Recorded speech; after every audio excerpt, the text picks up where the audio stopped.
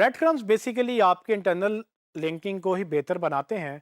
और ये एक टेक्निकल टर्म है जिसमें आपको ये मेन्यू का एक स्ट्रक्चर होता है जिसमें आप पेज बाय पेज जैसे जैसे आप डीप लेवल में चले जाते हैं वो आपको एक पाथ बताता है कि आप कहाँ से चले थे या आप इस वक्त कहाँ पर खड़े हैं। इसको मैं एक एग्जांपल से समझाऊंगा, लेकिन अगर हम पहले ये स्क्रीनशॉट देखें तो ये मैंने मोबाइल फ़ोन्स इन पाकिस्तान के नाम से एक सर्च की और मुझे कुछ रिजल्ट्स उसके अगेंस्ट नज़र आए।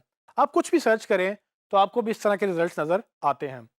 इसमें अंडरस्टैंड ये करना है कि ये जो पहले 4 लिंक्स आपको नज़र आ रहे हैं, ये 4 लिंक्स में क्या सिमिलैरिटी है।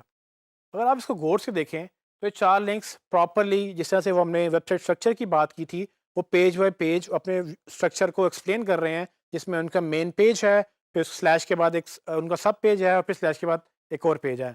तो गूगल वो आपके यूआरएल को अपने सर्च रिजल्ट में भी दिखाता है और वो कुछ इस तरह से नज़र आता है। लेकिन अंडरस्टैंड करने वाली बात ये है कि इंटरेस्टिंगली नीचे वाले जो 3 रिजल्ट्स हैं, वो पहले 4 रिजल्ट से डिफरेंट हैं। आप देखेंगे कि पहले 4 रिजल्ट्स में यूआरएल स्लैश के बाद प्रॉपर यूआरएल का जिस तरह से पूरा स्ट्रक्चर होता है उस तरह से दिखाई दे रहा है।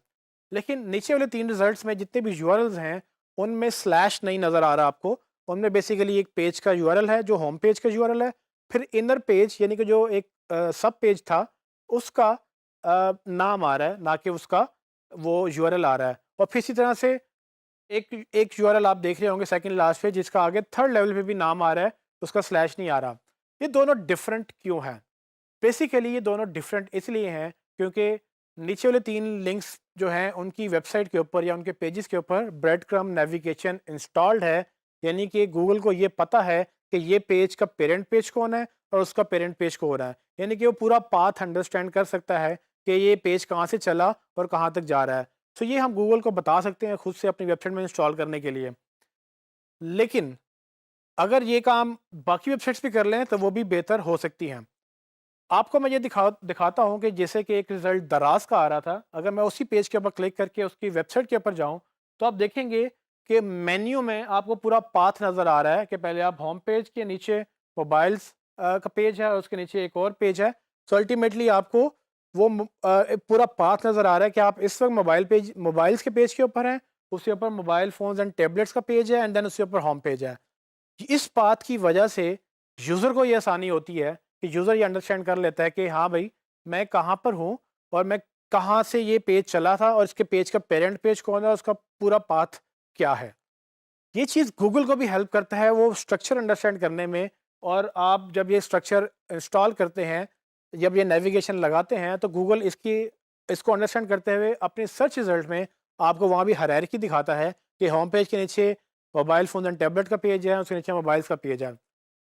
ये इंपॉर्टेंट 2 रीज़न्स की वजह से है। एक तो ये कि जब आप यूआरएल देखें तो यूआरएल जब जो लंबे यूआरएल हैं वो कट रहे हैं, उसमें प्रॉपर वर्ड्स नहीं है, उसमें डॉट डॉट लगा के गूगल उनको ट्रंकेट कर देता है, मतलब कि वो एक्स्ट्रा लेटर्स को छोटा करने के लिए उनको काट देता है। तो पढ़ने में आपको समझ नहीं आती कि वो यूआरएल क्या है। लेकिन अगर आप नीचे वाले यूआरएल देखें तो वो कट नहीं रहे हैं, बाकायदा उनके नाम लिखे हुए हैं और वो गूगल में देखने में सोफिस्टिकेटेड लग रहे हैं कि हाँ भाई ये प्रॉपर वेबसाइट का स्ट्रक्चर है।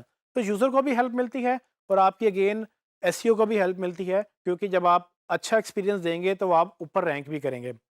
दराज की तरह मैंने ओएलएक्स की वेबसाइट भी देखी, तो ओएलएक्स की वेबसाइट में भी आप देखेंगे कि ब्रेड क्रम्ब लगे हुए हैं और ये ऑलमोस्ट आप हर वेबसाइट पे देखेंगे कि ये लगे हुए होते हैं। सवाल ये है कि ये आप कैसे लगाएंगे।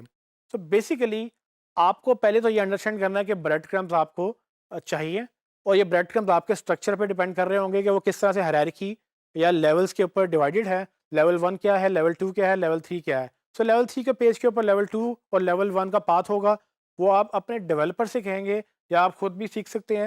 अगर आप थोड़ी बहुत एचटीएमएल अंडरस्टैंड करते हैं तो आप खुद भी लगा सकते हैं। और यही काम अगर आप वर्डप्रेस में करना चाहें तो वर्डप्रेस में आपको अक्सर प्लगइन मिल जाते हैं जो कि ये आपको हेल्प करते हैं ब्रेड क्रम्स लगाने के लिए। लेकिन इन शॉर्ट ब्रेड क्रम्स आपको लगानी है। ये बहुत छोटी लेकिन बहुत इंपॉर्टेंट चेंज है आपकी वेबसाइट के लिए। इससे आपकी एसईओ बहुत बेहतर हो जाती है, इंटरनल लिंकिंग स्ट्रांग हो जाती है और अल्टीमेटली गूगल आपको इसका बेनिफिट देता है आपके पेजेस को प्रॉपरली गूगल सर्च रिजल्ट्स में शो करके।